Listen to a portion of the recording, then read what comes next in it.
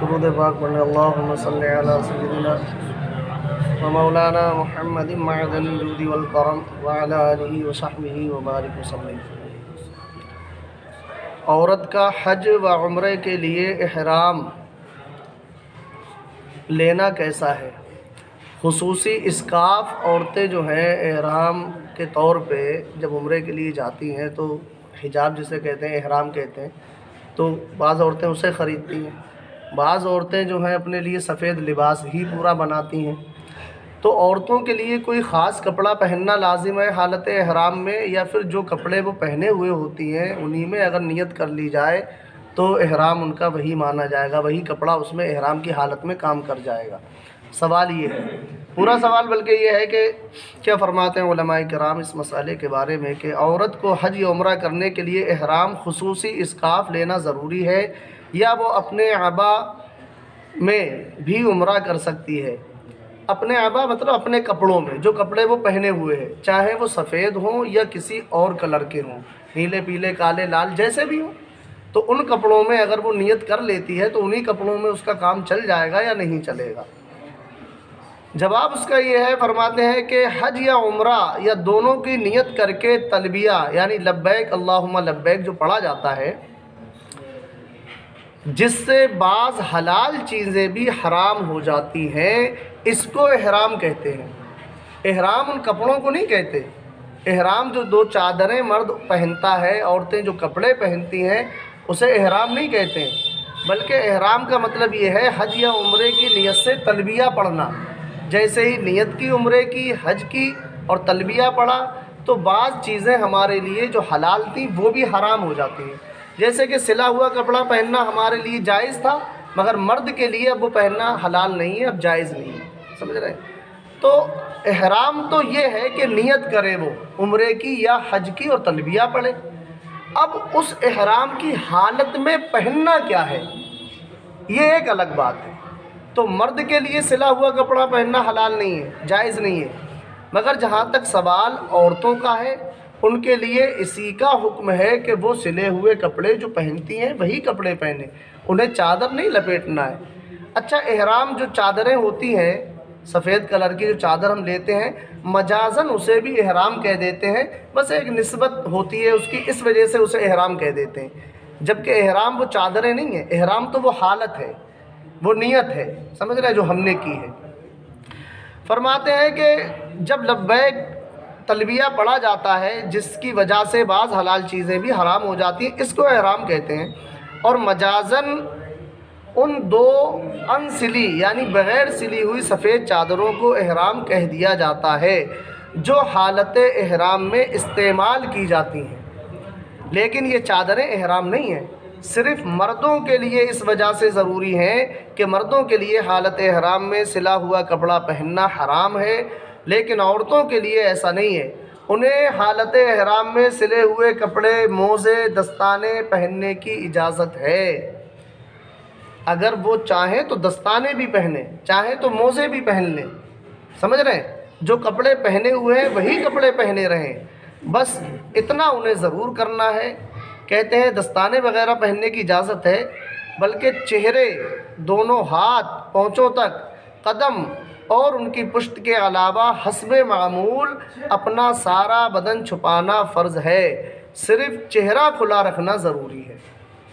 وہ چاہیں تو ہاتھوں کو بھی پورا چھپا لیں، چاہیں تو پیروں کو بھی، اور اگر چاہیں تو اتنے ہاتھ یہ گٹے کے نیچے کے، سمجھ رہے ہیں، اور اتنے ہی قدم ٹخنے کے نیچے کے اگر کھلے ہوئے ہیں تب بھی کوئی حرج نہیں ہے، اگر چاہیں تو انہیں بھی چھپا سکتی ہیں عورتیں، مرد نہیں چھپا سکتا ہے، سمجھ رہے ہیں؟ اب جو ہے ان کے لیے حکم یہ ہے کہ وہ اپنے چہرے کو کھلا ہوا رکھیں گے احرام کی حالت میں، بس یہی حکم ہے ان کے لیے کہ بس اتنا چہرہ، پیشانی سے لے کے اور دونوں کانوں کی لو اور نیچے ٹھوڑی تک جو چہرہ کہا جاتا ہے، اس چہرے کو وہ نہیں چھپا سکتی، اسے کھلا رکھنا ہی ان کے لیے بھی کیا ہے، عورتوں کے لیے فرض ہے۔ سر وغیرہ پورا ڈھانپ کر کے رکھیں گی۔ اب اس کے علاوہ چہرہ کھلا رکھنا ہے، باقی پورے بدن کو انہیں چھپانا ہے۔ یہ نہیں ہے کہ صاحب پورا بدن کہیں سے کوئی حصہ کھلا رہے، وہ تو کھلا رہا تو حرام ہے، صرف اتنا ہاتھ، نیچے قدم اور چہرہ یہ کھلا رکھنے کی اجازت ہے، اور چہرہ کھولنا لازم ہے، ہاتھ چاہیں تو چھپا بھی سکتی ہیں، پاؤں چاہیں تو موزہ پہن کر کے چھپا بھی سکتی ہیں۔ اب آگے فرماتے ہیں کہ حالت احرام میں اس طرح چہرہ تو انہیں کھلا رکھنا ضروری ہے، مگر اجنبی کے سامنے چہرے کو چھپانے کا بھی حکم ہے۔ بھئی غیر محرم کے سامنے آئیں گی تو چہرہ چھپانے کا بھی تو حکم ہے۔ تو کہتے ہیں ہاں، اجنبیوں سے پردہ کرنے کے لیے چہرے کے سامنے چہرے سے جدا کسی چیز کی آڑ کر لے، مثلاً گتا وغیرہ، گتا یعنی کوئی گتا جسے ہم پنکھا وغیرہ لے سکتے ہیں، یا کوئی گتے کا ٹکڑا وغیرہ ہے، جسے اس طریقے سے اگر کوئی غیر محرم آگے سے آ رہا ہے تو وہ طواف کرتے ہوئے، سعی کرتے ہوئے، کیونکہ حالت احرام میں تبھی تک رہے گی طواف نہ کر پائے اور جو سعی نہ کر پائے عمرے کے اندر، تو جب تک وہ حالت احرام میں ہے اور اگر کسی اجنبی کے سامنے نکلنا پڑ رہا ہے طواف کرتے ہوئے، سعی کرتے ہوئے، تو پنکھا ہے یا کوئی گتا وغیرہ ہے، کوئی ایسا ٹکڑا کسی چیز کا لے لے کہ ہاتھ سے ایسے اپنے چہرے کے سامنے رکھے تاکہ ڈائریکٹ نگاہ دوسرے کی یا اس کے چہرے پہ نہ پڑے۔ کپڑے سے چھپا نہیں سکتی، کپڑے کو اگر مس کرے گی تو یہ گناہ ہے،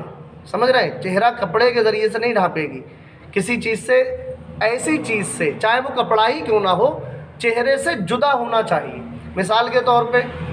اس طریقے سے اس نے کوئی سسٹم بنایا، جب لکڑی وغیرہ یہاں پہ کیسے ہی کر کے اس نے باندھ لی، ایک لکڑی لمبی سی باندھ دی۔ ازواج مطہرات کا یہ طریقہ تھا۔ ایک روایت میں نے پڑھا، کسی زوجہ محترمہ کا، سرکار کی بیوی کا یہ فرمان ہے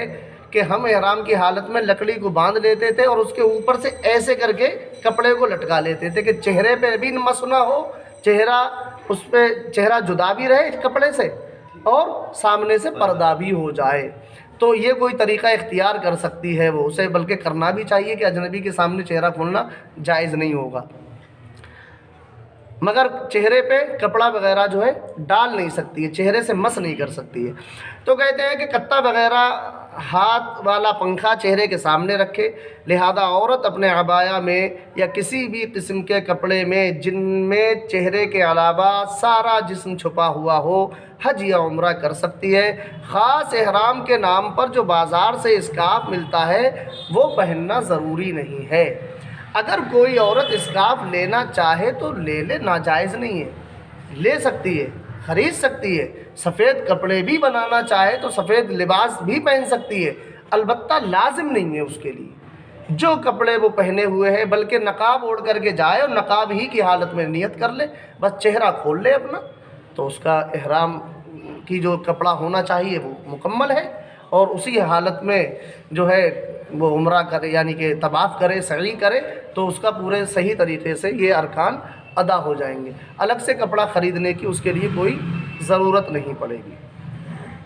صلی اللہ علیہ وسلم وعلی آلہ وصحبہ وبارک وسلم۔